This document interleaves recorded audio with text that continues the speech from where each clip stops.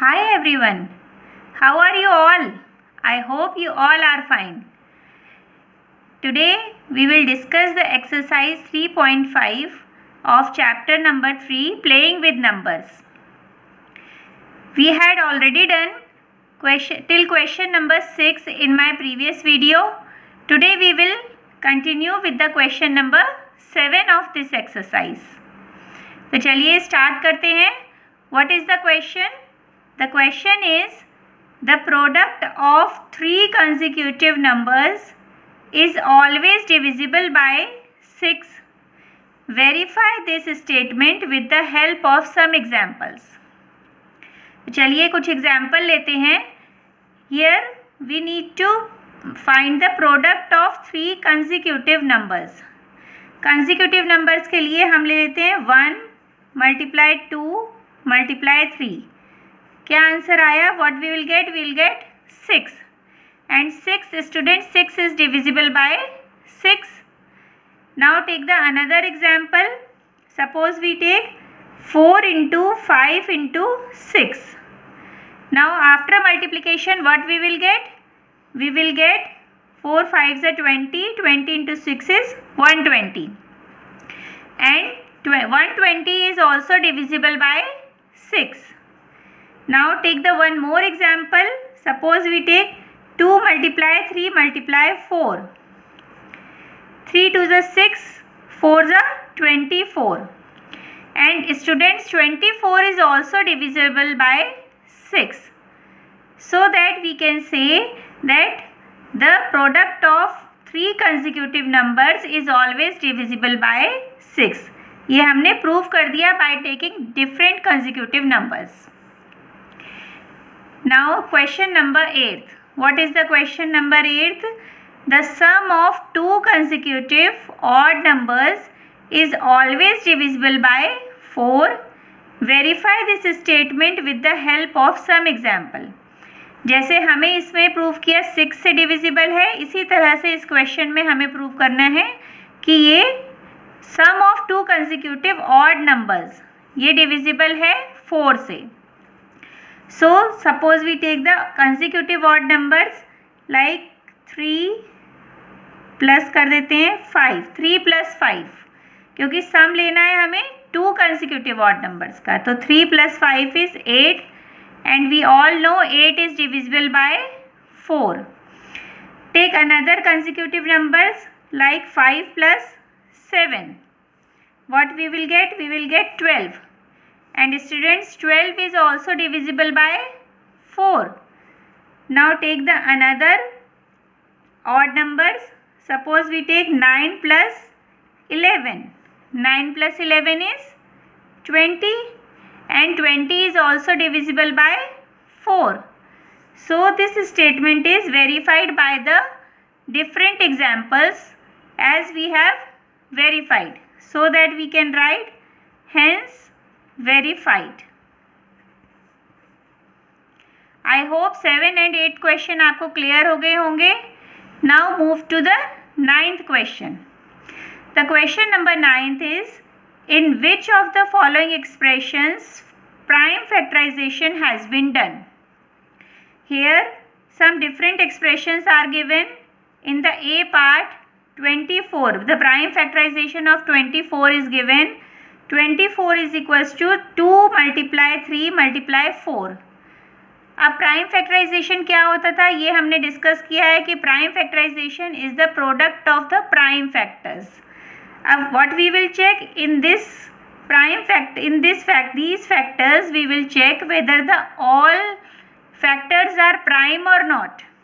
तो इसमें हम देखते हैं 24 is equal to 2 into 3 into 4.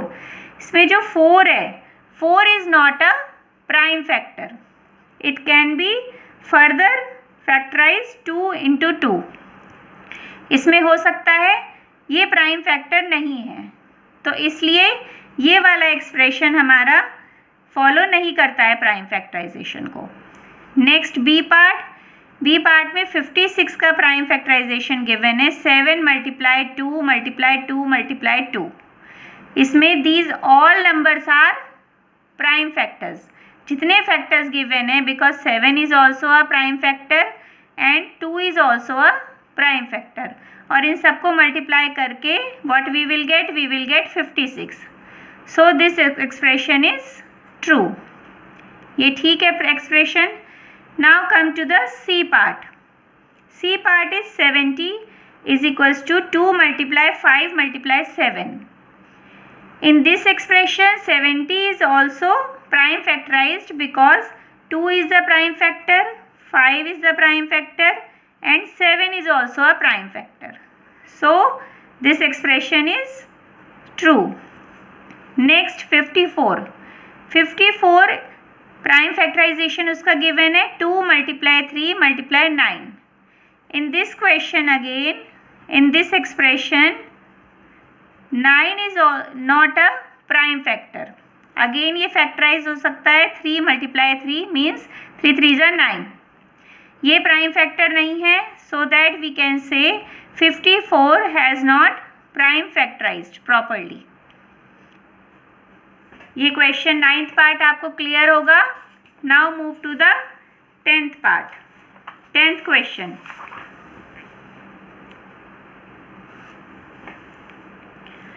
What is the 10th question? The 10th question is determine if 25,110 is divisible by 45. हमें ये चेक करना है इसमें कि ये डिविजिबल है या नहीं है. हमने प्रॉपर्टी पढ़ी थी कि अगर ये नंबर 45 से डिविजिबल है तो इसके फैक्टर्स से भी डिविजिबल होगा. अगर हम 45 के फैक्टर्स लिख लें 9 एंड 5, 9 मल्टीप्लाई 5 इज़ 45. सो अगर हम 9 से डिविजिबिलिटी चेक कर लें और 5 से डिविजिबिलिटी चेक कर लें और इन दोनों से अगर ये डिविजिबल होगा, so that we can say this number will also be divisible by 45. So firstly what we will do, we will check the divisibility by 9. अब डिविजिबिलिटी बाय 9 के लिए क्या डिविजिबिलिटी रूल होता था, रिकॉल इट. इसमें हमारे पास number है उसकी हम डिजिट्स लेंगे. We will find the sum of the digits of the number 5 + 2 7 8 9 9 आ गया. अब what we will do, we will check whether the sum of the digits is divisible by 9 और नॉट. तो 9 से डिविजिबल है ये, 9 1 ज़ा 9 होता है. So that we can say this number is divisible by 9. Now check the divisibility rule of 5. 5 का divisibility rule क्या होता है, अगर लास्ट में 0 है या 5 है then the whole number will be divisible by 5. So this number is also divisible by 5. 5 से भी divisible हो गया. So that we can say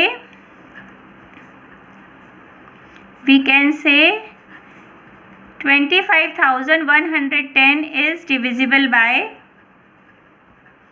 45 also. 45 से भी होगा क्योंकि इसके फैक्टर्स से डिविजिबल है ये. So next question is 11th question of this exercise 3.5. 11th question is 18 is divisible by both 2 and 3. 2 and 3 से 18 डिविजिबल है. It is also divisible by 2 multiplied by 3 is equals to 6. Similarly, a number is divisible by both 4 and 6. Can we say the number must also be divisible by 4 multiplied by 6 is equals to 24?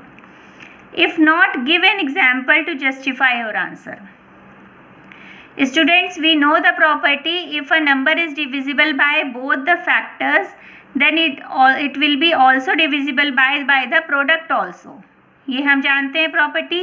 यही property इन्होंने इसमें बताई है कि 18 हमारा 2 and 3 से divisible है और 6 से भी डिविजिबल है.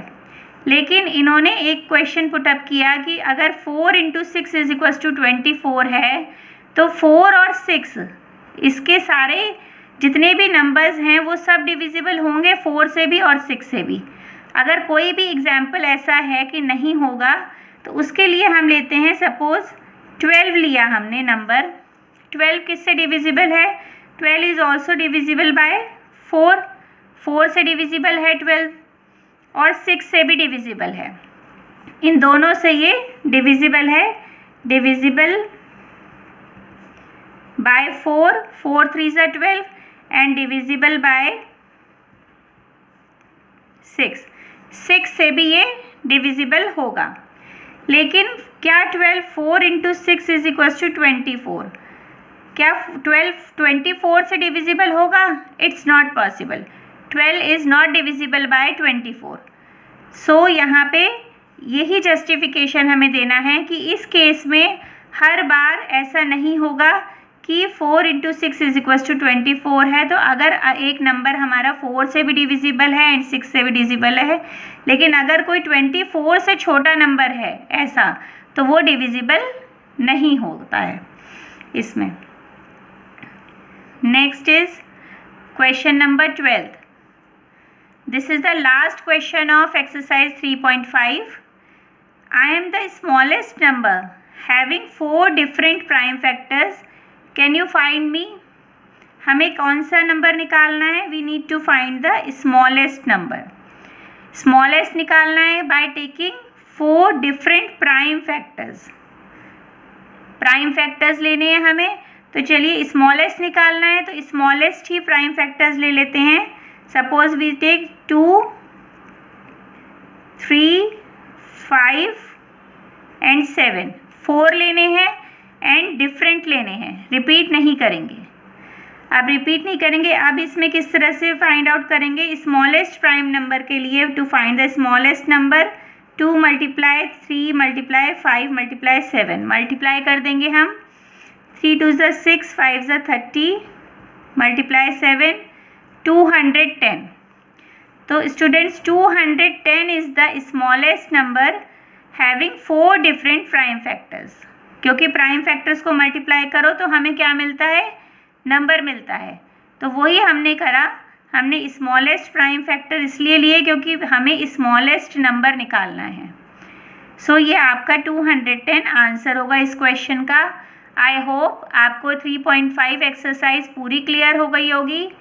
तो मिलते हैं नेक्स्ट वीडियो में next topic, very important topic highest common factor के साथ। Thank you so much all.